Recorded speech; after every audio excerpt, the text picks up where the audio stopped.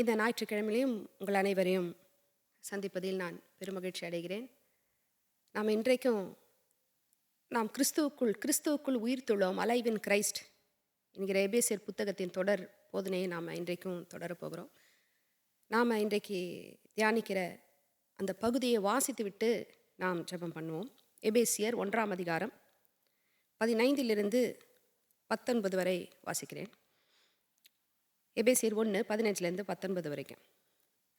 ஆனபடியினாலே கர்த்தராகிய இயேசுவின் மேல் உள்ள உங்கள் விசுவாசத்தையும் பரிசுத்தவான்கள் எல்லார் மேலும் உள்ள உங்கள் அன்பையும் குறித்து நான் கேள்விப்பட்டு இடைவிடாமல் உங்களுக்காக ஸ்தோத்திரம் பண்ணி என் ஜெபங்களில் உங்களை நினைத்து நம்முடைய கர்த்தராகிய இயேசு கிறிஸ்துவின் தேவனும் மகிமையின் பிதாவுமானவர் தம்மை நீங்கள் அறிந்து கொள்வதற்கான ஞானத்தையும் தெளிவையும் அளிக்கிற ஆவியை உங்களுக்கு தந்தருள வேண்டுமென்றும், தாம் நம்மை அழைத்ததினாலே நமக்கு உண்டாயிருக்கிற நம்பிக்கை இன்னதென்றும், பரிசுத்தவான்களிடத்தில் தமக்கு உண்டாயிருக்கிற சுதந்திரத்தினுடைய மகிமையின் ஐஸ்வர்யம் இன்னதென்றும், தாம் கிறிஸ்துவை மரித்தோரிலிருந்து எழுப்பி அவரிடத்தில் நடப்பித்த தமது பலத்த சத்துவத்தின் வல்லமைப்படியே விசுவாசிக்கிறவர்களாகிய நம்மிடத்தில் காண்பிக்கும் தம்முடைய வல்லமையின் மகா மேன்மையான மகத்துவம் இன்னதென்றும் நீங்கள் அறியும்படிக்கு அவர் உங்களுக்கு பிரகாசமுள்ள மனக்கண்களை கொடுக்க வேண்டும் என்றும் வேண்டிக் கொள்ளுகிறேன்.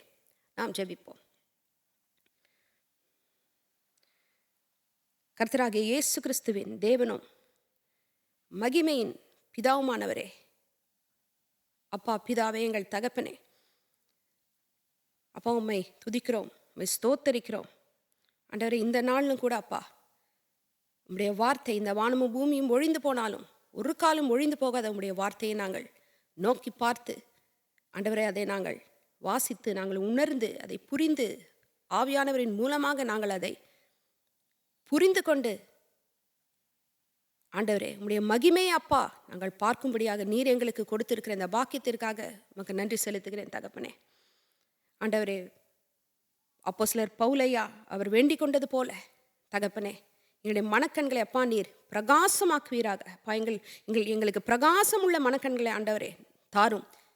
எங்களுடைய அழைப்பின் மகிமை இன்னதென்று நாங்கள் அறிவதற்கும் அப்பா பரிசுத்தவான்களிடத்தில் உமக்கு உண்டாயிருக்கிற அப்பா அந்த சுதந்திரத்தின் மகிமையை நாங்கள் அறியும்படிக்கும் ஆண்டவரே எங்களுக்குள்ளாக அப்பா நீர் கொடுத்திருக்கிற இந்த உயிர்த்தெழுதலின் வல்லமையின் மகிமையை அப்பா நாங்கள் அறியும்படிக்கும் இந்த காரியங்களெல்லாம் அப்பா நாங்கள் உணர்ந்து கொள்ளும் படிக்கும் ஆண்டவரே சத்திய ஆவியானவர் எங்களை சகல சத்தியத்துக்குள்ளும் அவர் நடத்தும் படிக்கும் ஆண்டவரே எங்களுடைய மனக்கண்களை நீர் திறந்து எங்களுக்கு நீர் வெளிச்சத்தை அப்பா நீர் தாரும், எங்களுக்கு போதியும் தகப்பனே. இயேசுவின் நாமத்திலே ஜெபிக்கிறோம். நாம் போன வாரத்தில் ஆரம்பித்தோம். இந்த 15ஆம் வசனத்தை நாம் பார்த்தோம், 15 16 பார்த்தோம். எப்படி இந்த ஆனபடியால் அப்படின்னு பவுலையா சொல்லும் பொழுது நம் 3ஆவது வசனத்திலிருந்து 14ஆவது வசனம் வரைக்கும் இந்த ஆவிக்குரிய சகல ஆசீர்வாதங்கள்னு சொல்லி ஒன்று பட்டியலிட்டு சொல்கிறாரு இல்லைங்களா? கிறிஸ்துவுக்குள்ளாக எப்படி பிதாவாகிய தேவன், குமாரனாகிய தேவன், ஆவியானவராகிய தேவன், இந்த திரியேக தேவன் எப்படி நித்தியத்திலிருந்து பிதா பிளான் பண்ணி குமாரன் மூலமாக அதை அவர் நிறைவேற்றி இந்த சரித்திரத்திலே பரிசுத்த ஆவியானவர் அவரே நமக்கு அச்சாரமாக கொடுத்து அவரால் நம்மளை முத்திரித்து முன்குறித்து நம்மை தெரிந்து கொண்டு பாவ மன்னிப்பு கொடுத்து நம்மளை மீட்டெடுத்து மீட்பை நமக்கு உண்டாக்கி புத்திர சுவிகாரத்தை கொடுத்தார். எல்லாம் பார்த்தோம் இல்லைங்களா 14ஆவது வசனம் வரைக்கும். ஸோ இப்படியெல்லாம் இருக்கிறதுனால ஆனபடினாலே மறுபடியும் இன்னொரு ஆசீர்வாதத்தை கொடுங்க அப்படின்னு பவுலையா கேட்கல. இதெல்லாம் ஏற்கனவே நடந்திருக்கிறாளே, இத்தனை பெரிய ஆசீர்வாதங்கள் நமக்கு கொடுக்கப்பட்டிருக்கிறதுனாலே ஆனபடியினாலே எங்களுக்கு இதை செய்யுங்க, இன்னும் இந்த ஆசீர்வாதங்களை குறித்த ஒரு வெளிப்பாட்டையும் ஒரு அறிவையும் ஒரு புரிந்து கொள்ளுதலையும் ஒரு வெளிச்சத்தையும் எங்களுக்கு கொடுங்க அப்படின்னு இந்த ஜெபத்தை ஏறெடுக்கிறார். இது ஆரம்பத்தில் ஒரு 15 16 நம்ம போன வாரம் பார்த்தோம். அப்போ what prompted the apostle Paul to pray? எபேசியர் குறித்து அவர் ஒரு காரியத்தை கேள்விப்படுகிறார். அவர் கேள்விப்பட்டுட்டு இந்த ஜெபத்தை அவர் ஏறெடுக்கிறார். என்ன கேள்விப்பட்டார்? நம்ம போன வாரம் பார்த்தோம். கர்த்தராகிய இயேசுவின் மேல் உள்ள உங்கள் விசுவாசத்தையும் பரிசுத்தவான்கள் எல்லார் மேலும் உள்ள உங்கள் அன்பையும் குறித்து நான் கேள்விப்பட்டு இடைவிடாமல் உங்களுக்காக ஸ்தோத்திரம் பண்ணி என் ஜெபங்களில் உங்களை நினைத்து. அப்போ இவங்களை குறித்து 2 காரியம் கேள்விப்படுறாரு. கர்த்தராகிய இயேசு மேலே இவங்களுக்கு இருக்கிற விசுவாசமும் மற்ற பரிசுத்தவான்கள் எல்லார் மேலும் இவர்கள் கொண்டிருந்த அன்பு அவர் கேள்விப்படுறார். அவர் தான் போய் எபேஸ் பட்டணத்தில் ஊழியம் செய்து சபைகளை நிறுவி அங்கே ஸ்தாபித்து எல்லாம் முடிச்சுட்டு வராரு. கொஞ்ச நாள் கழித்து இந்த நிருபத்தை எழுதுறாரு. அவர் எழுதுகிற நேரத்தில் அவங்களை குறித்து இவர் இதை கேள்விப்படுறாரா, இன்னும் இவங்க விசுவாசத்துலேயும் அன்பிலையும் நிலைத்து இருக்கிறாங்க. ஏன்னா நம்ம பார்த்தோம், இது எப்படி கர்த்தராகிய இயேசு கிறிஸ்துவின் மேல் உள்ள விசுவாசமும் மற்ற பரிசுத்தவான்கள் மேல் எல்லார் மேலும் உள்ள அன்பும் தான் ஒரு உண்மையான கிறிஸ்தவனுக்கு ஒரு ஆசிட் டெஸ்ட்டாக இருக்குது. நாம் உண்மையாக சத்தியத்தில் தான் இருக்கிறோமா, நம்ம உண்மையான கிறிஸ்தவர்களா, ஒரு மரம் அதன் கனிகளால் அறியப்படும் அப்படின்னு ஆண்டவர் சொல்கிறார் இல்லைங்களா. அதுபோல் இந்த கனிகள் இருந்தால் நம்ம உண்மையான கிறிஸ்தவர்கள் தான் அப்படிங்கிறத நாம் அறிந்து கொள்ள முடியும். அதனால தான் அவர் அவ்வளோ சந்தோஷமாக ஸ்தோத்திரம் பண்ணி இடைவிடாமல் உங்களுக்கு அவர் அதற்காக தேவனுக்கு அவர் ஸ்தோத்திரம் செலுத்துகிறார். ஏன்னா அவர் கேள்விப்பட்டார், இன்னும் அவங்க நல்லா உறுதியாக ஸ்ட்ராங்காக கிறிஸ்தவ வாழ்க்கையிலே கிறிஸ்தவ நடக்கையிலே அவர்கள் உறுதியாக இருக்கிறார்கள் அப்படிங்கிறத அவர் அறிந்து கொள்கிறாரு. ஏன்னா அவங்களுடைய விசுவாசமும் அவங்களுடைய அன்பும் நிலைத்து இருக்குது அப்படிங்கிறத அவர் கேள்விப்படுறார். இது குறித்து தான் நம்ம போன வாரம் பார்த்தோம். இந்த வாரத்திலேருந்து நம்ம 17வது வசனம் ஆரம்பிக்கலாம். நம்முடைய கர்த்தராகிய 17 எபேசியர் 1:17 நம்முடைய கர்த்தராகிய இயேசு கிறிஸ்துவின் தேவனும் மகிமையின் பிதாவுமானவர் தம்மை நீங்கள் அறிந்து கொள்வதற்கான யார்கிட்ட ஜெபிக்கிறாரு? நம்முடைய கர்த்தராகிய இயேசு கிறிஸ்துவின் தேவன் மகிமையின் பிதா அவர்கிட்ட தான் இந்த ஜெபத்தை ஏறெடுக்கிறார். எப்படி சொல்கிறாரு பாருங்க, நம்முடைய கர்த்தராகிய இயேசு கிறிஸ்துவின் தேவன், அதை தான் நாம் இன்றைக்கு பார்க்க போகிறோம். நேரம் இருந்துச்சுன்னா மகிமையின் பிதா பார்க்கலாம், இன்றைக்கு அதான் பார்க்க போகிறோம். நம்முடைய கர்த்தராகிய இயேசு கிறிஸ்துவின் தேவன், எல்லாரும் சொல்லுங்கள், நம்முடைய கர்த்தராகிய இயேசு கிறிஸ்துவின் தேவன், the God of our Lord Jesus Christ. எபேசியர் 1:3 பார்த்தாலும் இதை சொல்கிறார் பாருங்க, நம்முடைய கர்த்தராகிய இயேசு கிறிஸ்துவின் பிதாவாகிய தேவனுக்கு, அதாவது இயேசுவினுடைய பிதா, இயேசுனுடைய பிதாவாகிய தேவன் அப்படிங்கிறார். அதாவது the God of our Lord Jesus Christ, இயேசு கிறிஸ்துவினுடைய தேவன் அப்படின்னா நம்முடைய தேவன் இல்லை அப்படின்னு அர்த்தம் கிடையாது, அவருடைய தேவன் தான் அர்த்தம் கிடையாது. நமக்கு தெரியும், வேதத்திலே அநேக இடத்துல நம்ம புதிய ஏற்பாட்டில் பார்க்கணும் அவர் எப்படி நம்முடைய பிதா அப்படிங்கிறாரு. எபேசியர் 1:2 சொல்கிறாரு, நம்முடைய பிதாவாகிய தேவனாலும் கர்த்தராகிய இயேசு கிறிஸ்துவினாலும் உங்களுக்கு கிருபையும் சமாதானமும் உண்டாவதாக அப்படிங்கிறார். அப்போது தேவன் நம்முடைய பிதாவாக இருக்கிறாரு. ஆனால் இங்கேயே இப்படி ஸ்பெசிஃபிக்காக சொல்கிறாரு, நம்முடைய கர்த்தராகிய இயேசு கிறிஸ்துவின் தேவன் அப்படிங்கிறார். ஏன் ஒரு சில இடங்களில் அப்படி ஸ்பெசிஃபிக்காக ஏன் இயேசு கிறிஸ்துவனுடைய தேவன் என்று சொல்லுகிறார்? அதை தான் நாம் இன்றைக்கு பார்க்க போகிறோம். இப்போ தேவன் நம்முடைய தேவனாக இருக்கிறார். பிலிப்பியர் 4:20 பார்த்தா நம்முடைய பிதாவாகிய தேவனானவருக்கு மகிமை உண்டாவதாக அப்படின்னு வாசிக்கிறோம். பாருங்கள், யோவான் 20:17 வாசிக்கிறேன். இதோட பின்னணி கர்த்தராகிய இயேசு கிறிஸ்து உயிர் தெழுந்த பிறகு மகதலேனா மரியாள் அந்த அம்மா போய் கல்லறையில் தேடுறாங்க. போய் உள்ளே பார்க்குறாங்க, ஆண்டவருடைய சரீரம் அவங்க பார்க்கலாம், அதனால் அழுகுறாங்க. அப்புறம் ஆண்டவரே அவங்ககிட்ட ஃபஸ்ட்டு பேசுகிறாரு. அவங்களுக்கு தெரியல முதல்ல அவர் தான்ட்டு. அப்புறம் அவர் மரியாளே அப்படின்னு கூப்பிடும்போது அவங்க கண்டுபிடிச்சிடுறாங்க, ரபுனி அப்படின்னு அவர் தான் அப்படின்னு கண்டுபிடிச்சிட்டாங்க. அவங்கக்கிட்ட ஆண்டவர் சொல்கிறார், இயேசு கிறிஸ்து சொல்கிறார், இயேசு சொல்கிறார். 17 யோவான் 20:17 இயேசு அவளை நோக்கி, என்னை தொடாதே, நான் இன்னும் என் பிதாவினிடத்திற்கு ஏறி போகவில்லை. நீ என் சகோதரரிடத்திற்கு போய், நான் என் பிதாவினிடத்திற்கும் உங்கள் பிதாவினிடத்திற்கும் என் தேவனிடத்திற்கும் உங்கள் தேவனிடத்திற்கும் ஏறி போகிறேன் என்று அவர்களுக்கு சொல்லு என்றார். தனியாக சொல்கிறாரு பாருங்க, என் பிதாவினிடத்திற்கும் உங்களுடைய பிதாவினிடத்திற்கும் என் தேவனிடத்திற்கும் உங்கள் தேவனிடத்திற்கும், my God and your God அப்படிங்கிறார். மத்தேயு 27:49 சிலுவையில் அவர் தொங்கிக் கொண்டிருக்கும் போது சொல்கிறாரு, 9ஆம் மணி நேரத்தில் இயேசு ஏலி ஏலி லாமா சபாக்தானி என்று மிகுந்த சத்தமிட்டு கூப்பிட்டார். அதற்கு என் தேவனே என் தேவனே ஏன் என்னை கைவிட்டீர் என்று அர்த்தமாம். அப்போ ஏன் கர்த்தராகிய இயேசு கிறிஸ்து தேவனை என் தேவன் அப்படிங்கிறார்? நமக்கு அவர் தேவன் தான், நம்ம எல்லாருக்கும் அவர் தேவன் தான். இங்கே சொல்கிறாரு 20:17 சகோதரிடத்திற்கு போய், நீ என் சகோதரிடத்திற்கு போய் அப்படிங்கிறார். நோட் பண்ணணும் அதை, அவருடைய பிரதர்ஸ் அப்படிங்கிறார். ஆனாலும் சொல்கிறாரு, பிரித்து சொல்கிறாரு, என் தேவன் உன் தேவன் உங்கள் தேவன் அப்படின்னு பிரித்து சொல்கிறார். அப்போ ஒரு என் தேவன் என் தேவன் அப்படின்னு சொல்கிறார் இல்லைங்களா? நம்ம நிறைய வேத பகுதிகளுக்கு இப்போ போவோம். நான் விஷயம் என்னன்னு சொல்கிறேன் பாருங்க. God being God of our Lord Jesus Christ is the foundation of his becoming our God. தேவன் கர்த்தராகிய இயேசு கிறிஸ்துவின் தேவனாய் இருப்பதுதான் நமக்கு அவர் தேவனாய் இருப்பதனுடைய அஸ்திபாரமாக இருக்குது. Apart from God being the God of Jesus, he would be our enemy, not our God in any covenantal sense. தேவன் கர்த்தராகிய இயேசு கிறிஸ்துவினுடைய தேவனாக இல்லாவிட்டால் எந்த உடன்படிக்கையின் அடிப்படையிலும் தேவன் நம்முடைய தேவனாக இருக்க முடியாது. இல்லைன்னா இப்படி சொல்லலாம், கடவுள் நம்மளுடைய கடவுளாக ஆகணுங்கிறதுக்காக கடவுள் இயேசு கிறிஸ்துவினுடைய கடவுளாக ஆனார்.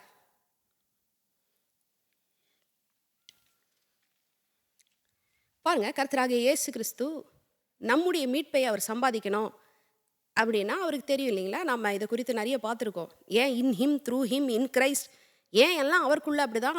ஏன்னா அவர் தான் இந்த மனுக்குலத்தினுடைய பிரதிநிதியாக மனிதன் இழந்ததை மனிதனாக மனிதனை தான் மீட்க வேண்டியதாக இருந்தது.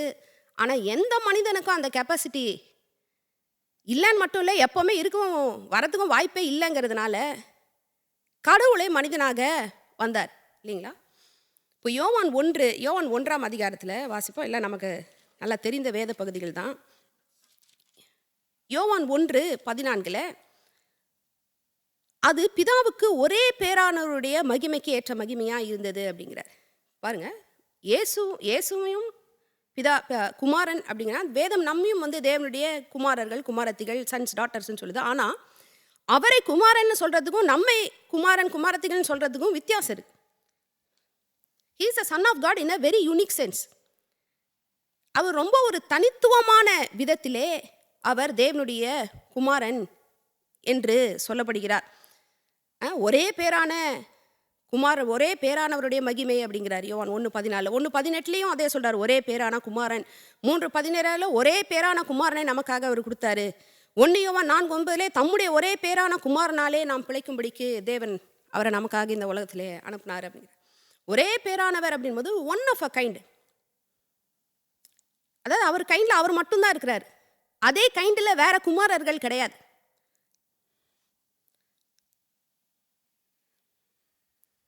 அது நம்ம இன்னும் வாசிக்கும் பொழுது உங்களுக்கு விளங்கும் பாருங்க. அப்போ Jesus is the son of God in a unique way, not in the way that we are all sons and daughters of God. ரோமர் 8:32 நம்ம வாசிக்கிறோம் இல்லைங்களா? தம்முடைய சொந்த குமாரன் என்றும் பாராமல் நம்ம எல்லாருக்காகவும் அவரை ஒப்பு கொடுத்தவர், அவரோட கூட மற்ற எல்லாவற்றையும் நமக்கு அருளாதிருப்பது எப்படி அப்படின்னு வாசிக்கிறோம் இல்லைங்களா? அந்த மற்ற எல்லாம் அப்படின்னா என்னென்னலாம் அதில் அடங்கியிருக்குன்னா, இப்போ நம்ம எபேசியர் 1 வாசித்தோம்னா 3-14 வரை உள்ள எல்லா காரியங்களும் அதிலே அடங்கி இருக்குது. இந்த மற்ற எல்லாவற்றையும் அப்படின்னு சொல்லும் போது நம்ம வாசித்த இந்த சகல ஆசீர்வாதங்களும் இந்த மற்ற எல்லாவற்றிலுமே அடங்கி இருக்குது.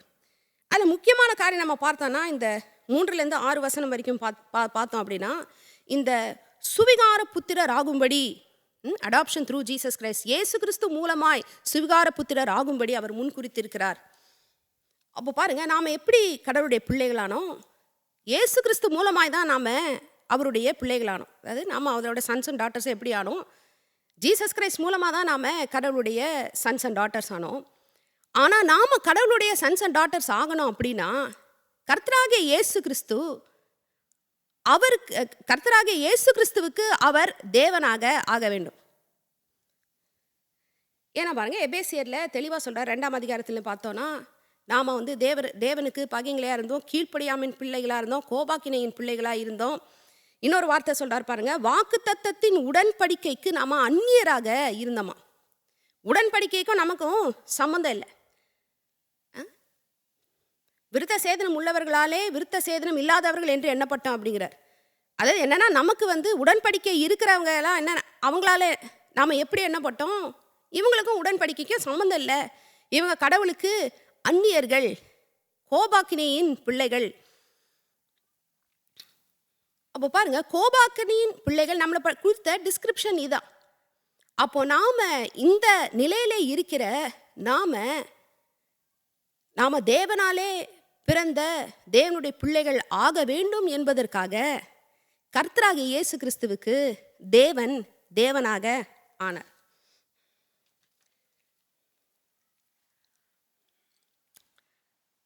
இதில் ஒரு கேள்வி வருது பாருங்க. அதாவது அப்போ இயேசு கிறிஸ்து கடவுள்னு கூப்பிட்டாருன்னா அப்போ இயேசு கிறிஸ்து எப்படி கடவுளாக இருப்பார்? How can Jesus be God if he is the son of God? Or how can Jesus be God if he has a God? பாருங்க, in eternity God the Father was not the God of our Lord Jesus Christ. நித்தியத்திலே நாம் பிதாவாகிய தேவன் என்று அழைக்கும் கடவுள் இயேசு கிறிஸ்துவனுடைய கடவுளாக அவர் இருக்கவில்லை.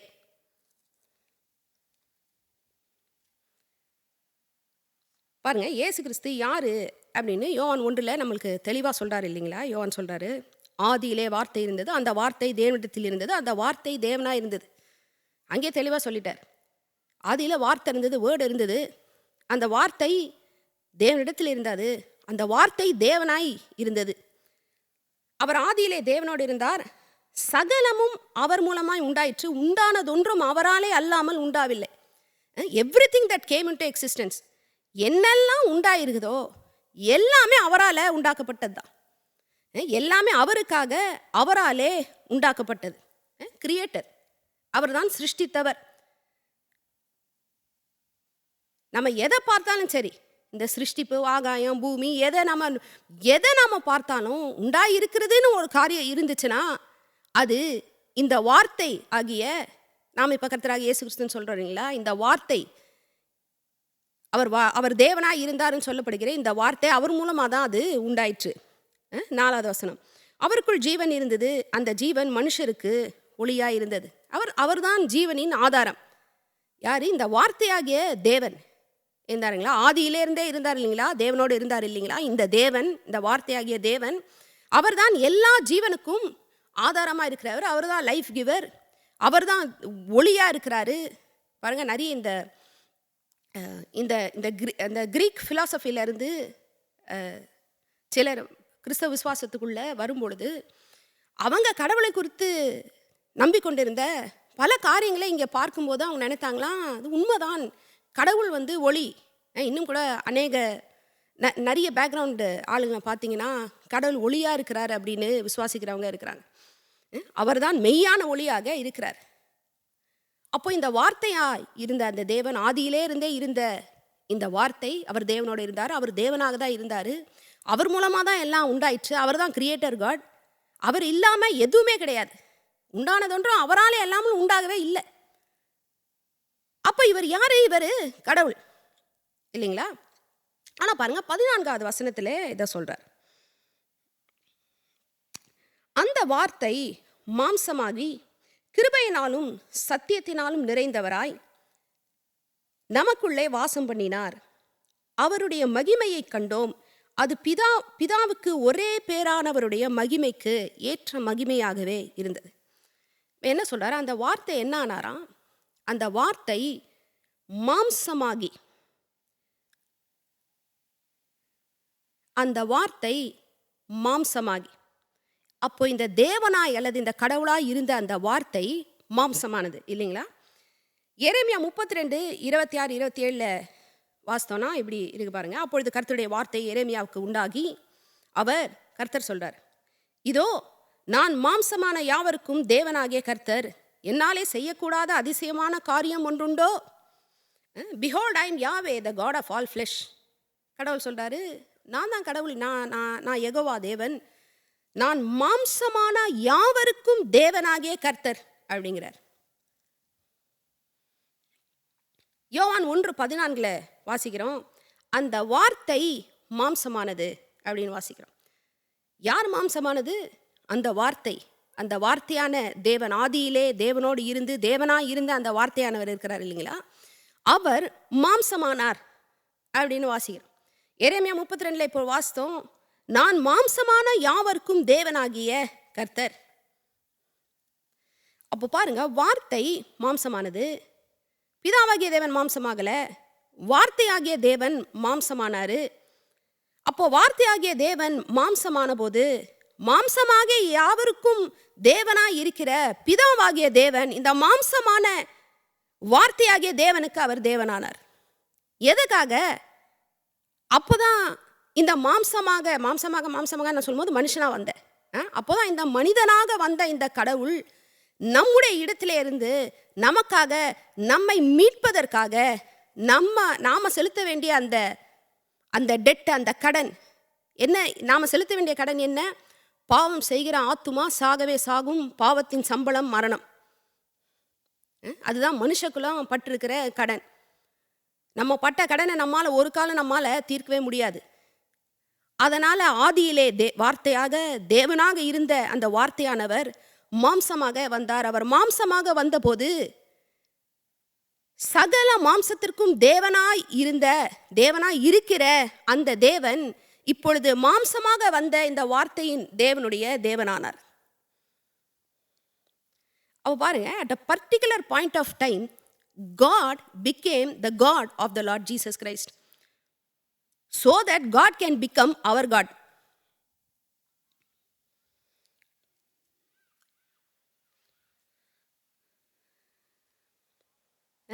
இயேசு கிறிஸ்துக்கு தெரியும் பாருங்க, அவர் நம்மை மீட்க வேண்டும் அப்படின்னா அவர் மனிதனாக வர வேண்டும். மனிதனுடைய இடத்திலே அவர் மரிக்க வேண்டும். அந்த பாவத்திற்கு உண்டான கடனை அவர் செலுத்த வேண்டும். அப்போ என்னுடைய பாவங்களுக்கு உண்டான கடன் மனுஷனுடைய பாவங்களுக்கு அந்த கடனை அவர் தீர்த்துட்டாரு, அவரை கேன்சல் பண்ணிட்டாருங்கிறதுக்கு என்ன ப்ரூஃபு? என்னுடைய கடன் என்ன? மரணம். அப்போ என்னுடைய மரணங்கிற அந்த கடன் கேன்சல் ஆயிடுச்சு, அதை அவர் தீர்த்துட்டாரு அப்படிங்கிறதுக்கு என்ன ப்ரூஃபு? அவர் உயிர்த்தெழுந்ததுதான் அதோடைய ப்ரூஃப். உயிர்த்தெழுந்தா எப்படி உயிர்த்தெழுந்தார்? அந்த மாம்சத்திலே அவர் உயிர்த்தெழுந்தார் பாருங்க, அந்த சரீரத்திலே அவர் உயிர்த்தெழுந்ததுதான் அதோட ப்ரூஃப். மாம்சத்திலே வந்த தேவன் என்னுடைய இடத்திலே அந்த பாவத்திற்கு உண்டான கடனை என்னுடைய இடத்துல அவர் கட்டி தீர்த்து, இனிமே அந்த பாவத்தின் சம்பளமாகிய மரணம் எனக்கு நேரிடாம நான் நித்திய ஜீவனை நான் பெற்றுக்கொள்வேன். நான் ஒரு மகிமை பொருந்திய சரீரத்தை நான் பெற்று நான் இம்மார்டலா, இன்கரப்டிபிளா நான் இருப்பேன். இந்த அழியாமையை நான் தரித்து கொண்டு நான் நித்தியத்திற்கும் நான் ஜீவனிலே நான் இருப்பேன் அப்படிங்கிறதுக்கு ப்ரூஃபு கர்த்தராகிய இயேசு கிறிஸ்து மாம்சத்திலே மரித்து மாம்சத்திலே அவர் உயிர் தெழுந்தது. உயிர் தெழுந்துட்டு தான் சொல்றாரு, மகளே நான் மரியாள் இடத்துல நான் என் தேவனிடத்திற்கும் உங்கள் தேவனிடத்திற்கும் போறேன் அப்படிங்கிறார். My God and your God. God is still the God of the Lord Jesus Christ, because Jesus was still man. அவர் சிலுவையில மரிக்கும் போது சொல்றாரு, என் தேவனே ஏன் என்னை கைவிட்டீர் அப்படிங்கிறார். மனுஷன் எக்ஸ்பீரியன்ஸ் பண்ண வேண்டிய அந்த ஃபர்சேக்கன்னஸ், தேவனால் கைவிடப்பட்ட அந்த நிலையை அவர் நமக்காக அவர் அனுபவிக்கும் போது அந்த இடத்துல அவர் சொல்றாரு, என் தேவனே அப்படிங்கிறார். அவர் நம்முடைய இடத்திலே நம்முடைய பாவத்திற்காக மரிக்கும் போது அவருக்கு தேவன் இருக்கிறாரு. நம்முடைய கடனை அவர் கட்டி தீர்த்து அதுக்கு ப்ரூஃபா அவர் இந்த மாம்சத்திலே அவர் உயிர் தெழும்போதும் அவருக்கு தேவன் இருக்கிறார். அதான் சொல்றாரு, நான் என் தேவனிடத்திற்கும் உங்களுடைய தேவனிடத்திற்கும் போறேன் அப்படிங்கிறார். வந்து என்னை தொற்றாதான், நான் இன்னும் அங்கே மேலே ஏறி போல அப்படிங்கிறார். சங்கீதம் 22க்கு போகலாம். சங்கீதம் 22ஆம் அதிகாரம்.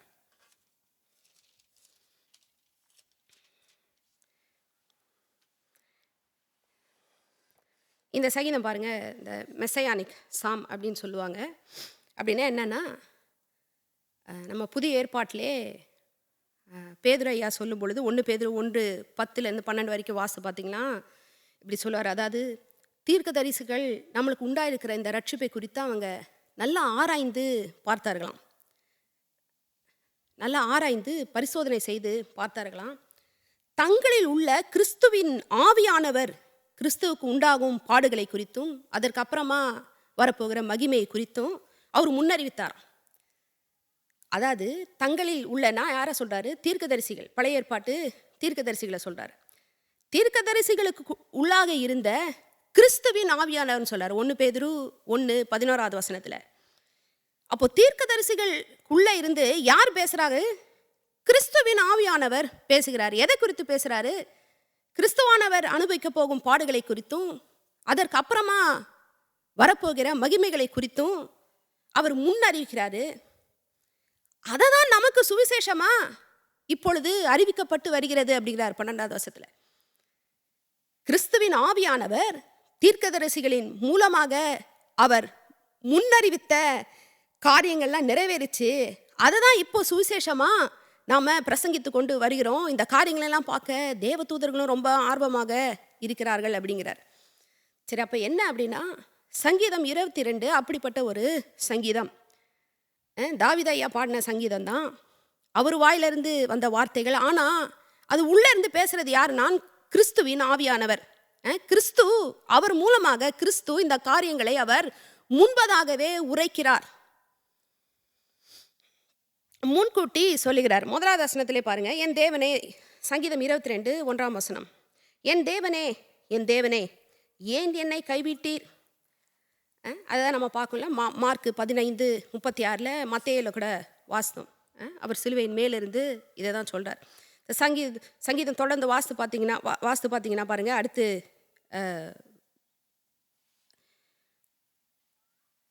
இது தொடர்ந்து வாஸ்து பார்த்தீங்கன்னா இதில் ஒன்று இவர் சொன்னப்பட்ட காரியங்கள்லாம் இந்த சுவிசேஷங்களில் காஸ்பல்ஸில் இதெல்லாம் வந்து எப்படி அவருடைய துணியை வந்து சீட்டு போட்டு இது போட்டு எடுத்துக்கொள்வாங்க, இப்படியெல்லாம் சொல்லிட்டு இப்போ நமக்கு தேவையான வசனம் இதுதான் பாருங்கள். சங்கீதம் 22 9 10. சங்கீதம் 22 9 10. நீரே என்னை கர்ப்பத்திலிருந்து எடுத்தவர். அப்போ இது யார் சொல்கிறது? இது கிறிஸ்து சொல்கிறார். தாவீதின் மூலமாக கிறிஸ்து இதை சொல்கிறார். நீரே என்னை கர்ப்பத்திலிருந்து எடுத்தவர், என் தாயின் முலைப்பாலை நான் உண்கையில் என்னை உம்முடைய பேரில் நம்பிக்கையாய் இருக்க பண்ணினீர். கர்ப்பத்திலிருந்து வெளிப்பட்ட போதே உமது சார்பில் விழுந்தேன். நான் என் தாயின் வயிற்றில் இருந்தது முதல் நீர் என் தேவனாய் இருக்கிறீர். அப்போ கிறிஸ்து யாரு? கர்த்தராகிய இயேசு கிறிஸ்து யாரு? இந்த யோவான் 1 நம்ம வாசித்த இந்த ஆதியிலே இருந்த வார்த்தையாகிய தேவன். அவர் தாவீதின் வாய் மூலமாக இந்த தீர்க்க தரிசனமாக இதை சொல்கிறாரு. என்ன சொல்கிறாரு? கர்ப்பத்திலிருந்து நான் வெளிப்பட்ட போதே நான் உன் சார்பில் விழுந்தேன். நான் என் தாயின் வயிற்றில் இருந்தது முதல் நீர் என் தேவனாய் இருக்கிறீர். எது முதல்? நான் என் தாயின் வயிற்றில் இருந்தது முதல் நீர் என் தேவனாய் இருக்கிறீர். கிறிஸ்து எப்பொழுது மரியாள் அம்மாவுடைய வயிற்றில் அவர் உருவானாரோ, எப்போ அந்த கர்ப்பத்திலே அவர் வந்தாரோ, அந்த கர்ப்பத்திலே அவர் உதித்தாரோ, அது முதல் நீர் என் தேவனாய் இருக்கிறீர். அப்போ எப்போ தேவன் கர்த்தராகிய இயேசு கிறிஸ்துவின் தேவனாக ஆனாரு? அவர் எப்போ இந்த மாம்சத்தை எடுத்து ஒரு கன்னியின் வயிற்றிலே அவர் ஒரு கருவாக, ஒரு மனிதனாக அவர் உருவாகும்படி ஒரு கருவாக அவர் உருவானாரோ, அப்போ இருந்து அது முதல் கடவுள் அவருடைய கடவுளானார். ஏன் அப்படின்னா எரேமியா 32 வாசித்தோம். ஏன்னா அவர் மாம்சமாகிய யாவருக்கும் அவர் தேவன். இப்போ இந்த வார்த்தையாகிய தேவன் நமக்காக அவர் இப்போ மாம்சமா வந்ததுனாலே தேவன் அவருடைய தேவன் ஆனார். ஏன்? அப்போதான் ஒரு நாள் அவர் நம்முடைய தேவனாகவும் ஆக முடியும். இல்லைனா அது வரைக்கும் நாம் எல்லாம் கடவுளுக்கு பிள்ளைகளாக இருக்க மாட்டோம். அவருக்கு எதிரிகளாக இருப்போம். அவர்களை வெறுக்கிறவர்களாக, கீழ்ப்படியாமின் பிள்ளைகளாக, கோபாக்கனின் பிள்ளைகளாக, வாக்குத்தத்தத்தின் உடன்படிக்கைக்கு அந்நியர்களாக, எந்தவித ஒரு உடன்படிக்கையும் இல்லாதவர்களாக, இருதயத்திலே விருத்த சேதனம் இல்லாதவர்களாக தான் நாம் இருப்போம்.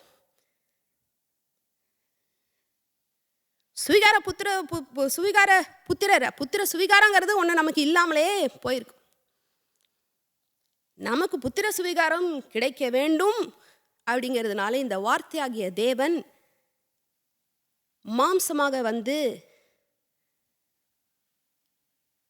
தேவனுக்கு புத்திரனாகி நம்மை தேவனுடைய புத்திரர்களாக அவர் ஆக்கும்படியாக அவர் அப்படி வந்தார். இன்னொரு வேத பகுதிக்கு போகலாம் பாருங்க. நான் இப்போ சொன்ன காரியத்தை மறுபடியும் உங்களுக்கு ஊர்ஜிதப்படுத்த. மீகா 5ஆம் அதிகாரம். மீகா 5ஆம் அதிகாரம் 2 வரைக்கும் வாசிக்கிறேன். எப்ராத்தா என்னப்பட்ட பெத்லகேமே, நீ யூதேயாவில் உள்ள ஆயிரங்களுக்குள்ளே சிறிதா இருந்தும் இஸ்ரவேலை ஆளப்போகிறவர் உன்னிடத்திலிருந்து புறப்பட்டு என்னிடத்தில் வருவார். இல்லைங்களா? எப்படி வந்து கிறிஸ்து எப்படி பெத்லகேம்ல இருந்து வருவார் அப்படிங்கிறத சொல்றார். அடுத்து பாருங்க. இஸ்ரவேலை ஆளப்போகிறவர் உன்னிடத்திலிருந்து புறப்பட்டு என்னிடத்தில் வருவார். அவருடைய புறப்படுதல் அநாதி நாட்களாகிய பூர்வத்தின் உடையது. ஆங்கிலத்தில் எப்படி இருக்குது பாருங்க.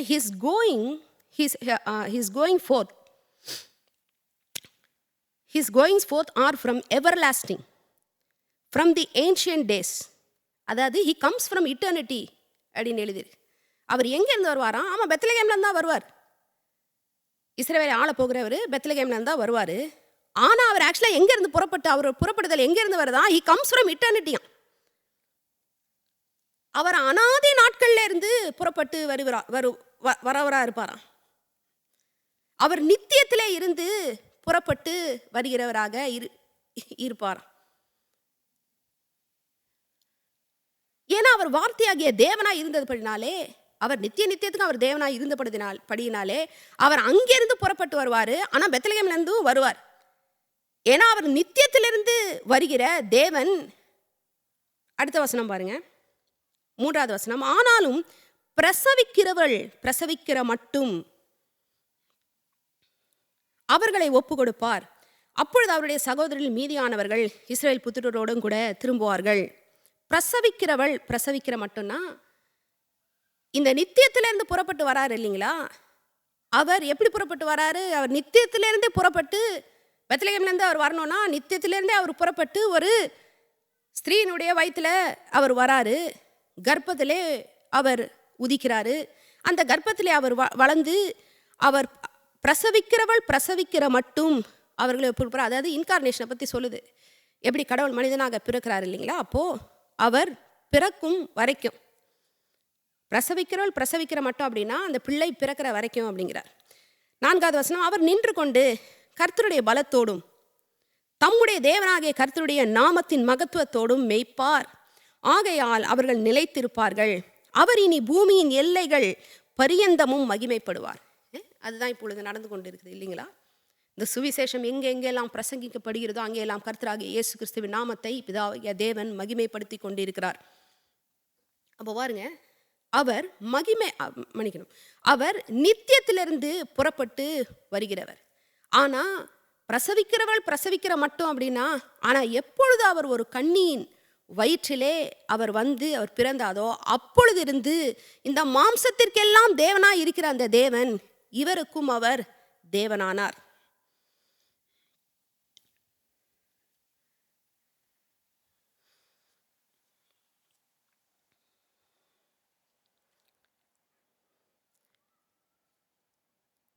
அப்போ பாருங்க, இந்த வார்த்தையாகிய தேவன் நமக்காக அவர் மாம்சத்தை எடுத்து மாம்சமாகி அவர் மனிதனாக வந்தார். கல்வாரி சிலுவையிலேயே அவர் மனிதனாக மரித்ததினாலேயே தேவன் அவருடைய தேவனானார். அவர் உயிர் தெழுந்த போதும் தேவன் அவருடைய தேவன் தான் சொன்னார். உயிர் தெழுந்த அப்புறமா சொல்கிறார் மகதலேனா மரியாள்கிட்ட, என் தேவன் இடத்திற்கும் உன்னுடைய தேவன் இடத்துக்கும் போகிறேன் அப்படின்னாரு. வெளிப்படுத்தின விசேஷத்தில் பார்த்தேன்னு வைங்க, Jesus still has a God in heaven.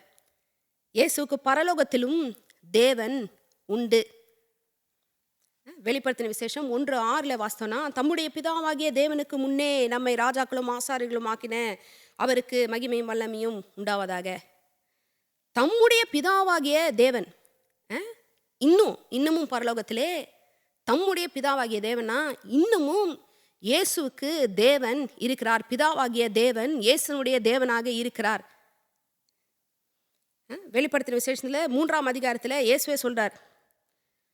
2வது வசனம் 5வது வசனம் 12 இப்படியே சொல்றார், என் தேவனுடைய நாமத்தையும், யாரெல்லாம் ஜெயம் கொள்ளுகிறவன் எவனோ அவனுக்கு சொல்றார், என் தேவனுடைய நாமத்தையும் என் தேவனுடைய நகரத்தின் நாமத்தையும் என்னுடைய புதிய நாமத்தையும் அவன் பேரில் நான் பெண் என் தேவன் சொல்றார்.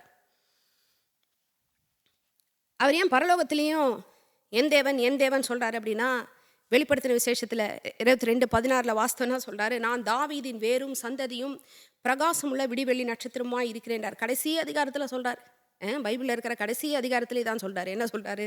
நான் தாவீதின் வேரும் சந்ததியும் அப்படிங்கிறார். அப்படின்னா என்ன சொல்கிறாருன்னா, நான் இன்னும் மனுஷனாக தான் இருக்கிறேன் அப்படிங்கிறார்.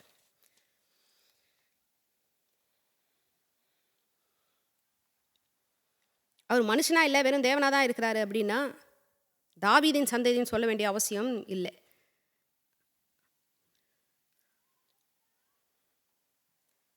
கடைசியில் பார்த்தோன்னா பாருங்கள், அப்போஸ்தலர் 17ஆம் அதிகாரத்திலே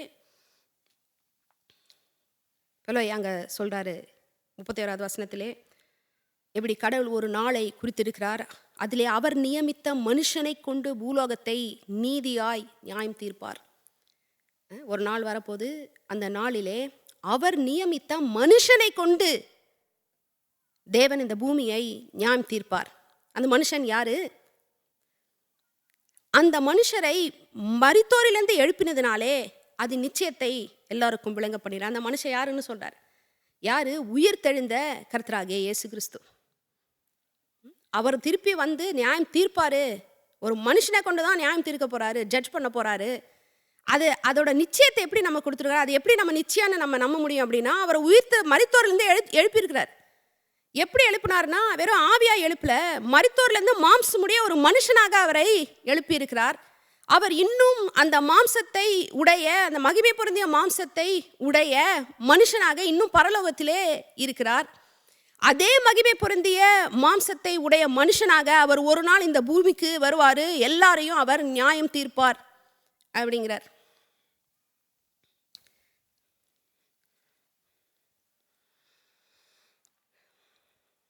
பாருங்க, இதுதான்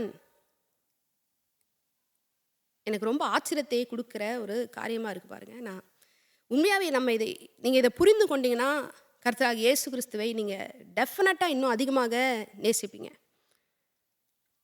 பாருங்க, ஏசப்பாக்கு தெரியும் அவர் மனுக்குலத்தை நம்மளை அவர் மீட்கணும், நம்மளை அவர் ரட்சிக்கணும் அப்படின்னா அவர் மனுஷனாக வரணும், மனுஷனாக மறிக்கணும், அவர் மனுஷனாக தான் உயிர் தேடணும்.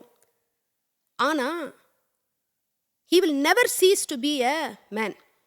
இதுதான் எனக்கு இது ரொம்ப ஒரு ஆச்சரியமான ஒரு காரியமாக இருக்குது. அந்த அளவுக்கு தேவன் நம்மை நேசிக்கிறாரா அப்படின்னு. அதாவது எப்பொழுதுமே இந்த திரியேக தேவன் சொல்ற இந்த ஹோலி ட்ரினிட்டியில் இந்த இரண்டாவது நபராகிய இந்த வார்த்தையாகிய தேவன் ஒரு மனிதனாக இருப்பார். ஏன்னா இந்த உடன்படிக்கையெல்லாம் அவருக்குள்ளே தான் நிலை நிற்குது இல்லைங்களா? தேவன் உடன்படிக்கையின் தேவன். நம்ம பார்க்குறோம், ஆபிரகாமின் தேவன், ஈசாக்கின் தேவன், யாக்கோபின் தேவன். ஏன் அப்படி சொல்கிறோன்னா, அவங்க எல்லாரோடையும் தான் தேவன் உடன்படிக்கை போட்டார்.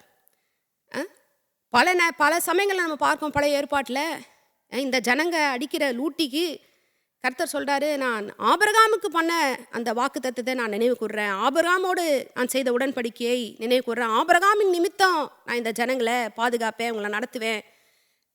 ஏன்னா அவர் உடன்படிக்கையை மீறாத தேவன். பாருங்க, அவர் ஒரு உடன்படிக்கை போட்டு அவர் வாக்கு பண்ணால் அதை அவர் மீற மாட்டார். அதனால தான் என்ன பண்ணார், மனுஷனோட என்ன பண்ணாலும் இவங்க எதாவது தொலைச்சி போட்டுறானுங்க அப்படின்ட்டு அவரே மனுஷனாக வந்து நம்முடைய இந்த ரட்சிப்பின் உடன்படிக்கை, இந்த மீட்பின் உடன்படிக்கை யாருக்குள்ளே இருக்குது, யாருக்குள்ளே நிலை நிற்கிறது? இந்த மாம்சமாகிய வார்த்தையாகிய இந்த கர்த்தராகிய இயேசு கிறிஸ்துவாகிய மனுஷனாகிய இவருக்குள்ள நம்முடைய உடன்படிக்கை நிலை நிற்பதாக இருக்கிறது. அவர் மனுஷனாக வந்தது மட்டும் இல்லை, மனுஷனாக நம்முடைய பாவங்களுக்கு அவர் கடனை அவர் செலுத்தியதும் இல்லை மட்டும் இல்லை, அதை பரிகரித்தது மட்டும் இல்லை, மனுஷனாக அவர் உயிர் தெழுந்து மட்டும் இல்லை, அவர் மனுஷனாக இப்பொழுது பரலோகத்திலே அவர் ஊழியம் செய்கிறது மட்டும் இல்லை, மனுஷனாக அவர் வந்து இந்த உலகத்தை நியாயம் தீர்ப்பது மட்டும் இல்லை, நித்தியத்திற்கும் அவர் மனிதனாகவே இருப்பார். அழியாமையை தரித்து கொண்ட அந்த இம்மார்டல் இன்கரப்டிபிள் ஹியூமன் பீயிங், அந்த மகிமையிலே நம்மை கொண்டு அவர் சேர்ப்பது அவர் நமக்காக வைத்திருக்கிற அவருடைய சித்தமாக இருக்கிறது.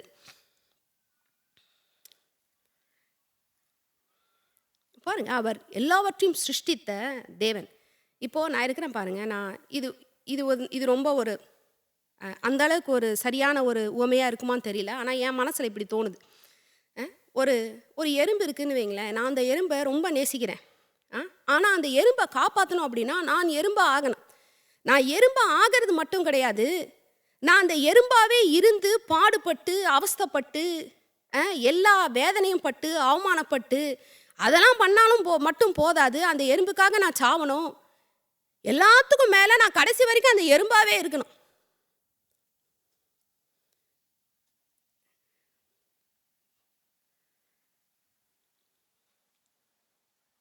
எத்தனை பேர் அப்படி ஒப்புக்கொள்வோம்? நம்ம ஒருவேளை அப்படி யாராவது அப்போ ஒப்புக்கொண்டோன்னா அந்த எறும்பின் மேலே நமக்கு இருக்கிற அந்த அன்பு எத்தனை பெரிய அன்பாக இருக்கும். அதான் யோவான் சொல்கிறார், தம்முடைய ஒரே பேரான குமாரனை நமக்காக அவர் உலகத்தில் அனுப்பி அது இதன் மூலமாக அவருடைய அன்பை அவர் வெளிப்படுத்தினார். இதன் மூலமாக தேவனுடைய அன்பு வெளிப்பட்டது அப்படிங்கிறார்.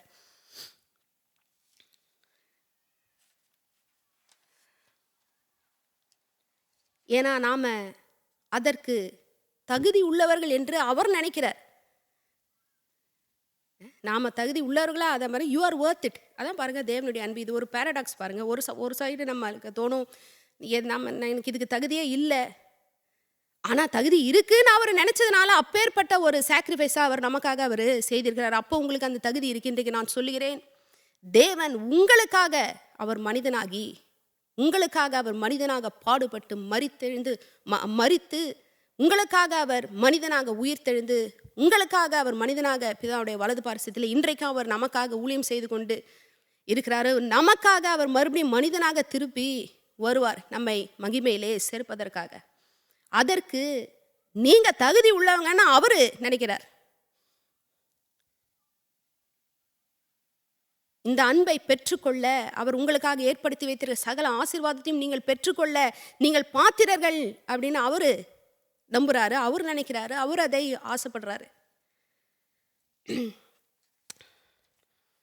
அப்போ பாருங்க, நாம் இங்கே எபேசியர் 1 வாசிக்கும் பொழுது பவுலை ஜெபிக்கும் பொழுது நம்முடைய கர்த்தராகிய இயேசு கிறிஸ்துவின் தேவனும் மகிமையும் பிதாவுமானவர் அப்படிங்கிறார். அப்போ நம்முடைய கர்த்தராகிய இயேசு கிறிஸ்துவின் தேவன் நம்ம சொல்லும் போதே அதிலேயே தேவ அன்பு எப்படி நமக்கு வெளிப்படுகிறது. தேவன் நம்ம எவ்வளவு நேசித்திருந்தா அவர் இந்த இன்கார்னேஷன் பிளானுக்கு அவர் ஒத்துட்ருப்பார். அவர் மனிதனாக வந்திருப்பார். அவர் என்றென்றைக்கும் நமக்காக அவர் நம்முடைய உடன்படிக்கையை நிலை நிறுத்துவதற்காக அவர் என்றென்றைக்கும் நமக்காகவே அவர் மனிதனாகவே அவர் இருக்க போகிறார். நம்முடைய மெய்ப்பனாக அவர் இருப்பார். நம்முடைய இரட்சகரும் மீட்பருமாக அவர் இருப்பார். ஆமென். நாம் எழுந்து நின்று ஜெபிப்போம். நன்றி பிதாவே, ஆண்டவரே நன்றி நன்றி நன்றி ஆண்டவரே, நன்றி தகப்பனே, நன்றி ஆண்டவரே. அப்பா ஸ்தோத்திரம் ஸ்தோத்திரம் ஸ்தோத்திரம் ஸ்தோத்திரம் ஸ்தோத்திரம். எங்களுடைய கர்த்தராகிய இயேசு கிறிஸ்துவின் தேவனே ஆண்டவரே ஸ்தோத்திரம். எங்களுடைய கர்த்தராகிய இயேசு கிறிஸ்துவின் தேவனே, எங்களுடைய கர்த்தராகிய இயேசு கிறிஸ்துவின் தேவனே ஆண்டவரே. அப்பா அப்பா பிதாவே, அப்பா நாங்க உம்மை எங்கள் தேவனே எங்கள் பிதாவே என்று நாங்கள் அழைக்கும்படியாக தகப்பனே உம்முடைய குமாரனுக்கு ஆதியிலே உம்மோடு இருந்த வார்த்தையாகிய தேவனுக்கு நீர் தேவனானீர் ஆண்டவரே. எப்படிப்பட்ட ஒரு காரியம், எப்படிப்பட்ட ஒரு சத்தியம் ஆண்டவரே. ஆண்டவரே மனிதர்களாகிய எங்களுக்கு அப்பா சங்கீதக்காரன் சொல்வது போல சங்கீத 8 அப்பா நாங்கள் எம்மாத்திரம் ஆண்டவரே, நாங்கள் எம்மாத்திரம். நீர் எங்களை விசாரிப்பதற்கோ அப்பா நீர் எங்களுக்கு இவ்வளவு முக்கியத்துவம் கொடுத்து அப்பா எங்களுடைய ரட்சிப்பிற்காக ஆண்டவரே நீர் இவ்வளவு பெரிய கிரியை நீர் செய்வதற்கு நாங்கள் எம்மாத்திரம். ஆனா ஆண்டவரே நாங்கள் பாத்திரர் என்றப்பா நீர் அப்படிதான் எங்களை பார்க்கிறீர். நாங்க இதுக்கு தகுதி உள்ளவர்கள், நீங்க எங்களை அப்படி பார்க்கிறீர் ஆண்டவரே. நாங்களும் எங்களை அப்படி பார்க்க ஆண்டவரே எங்களுக்கு உதவி செய்யும்.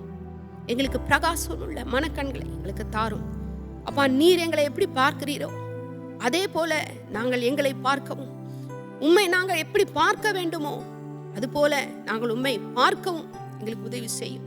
உங்களை பார்த்து உம்மை பார்த்து பார்த்து ஆண்டவரே நாங்கள் உம்முடைய சாயலுக்கு ஒப்பான சாயலாக நாங்கள் மாற, இன்னும் மகிமையிலிருந்து நாங்கள் மகிமைக்கு நாங்கள் செல்ல எங்களுக்கு உதவி செய்யும். நன்றி ஆண்டவரே, நன்றி நன்றி தகப்பனே. உமக்கு நன்றி செலுத்துகிறோம். ஒருவருக்கே எல்லா மகிமையும் துதியும் கனமும் ஏறெடுக்கிறோம். கர்த்தராகிய இயேசு கிறிஸ்துவின் நாமத்திலே ஜெபிக்கிறோம்.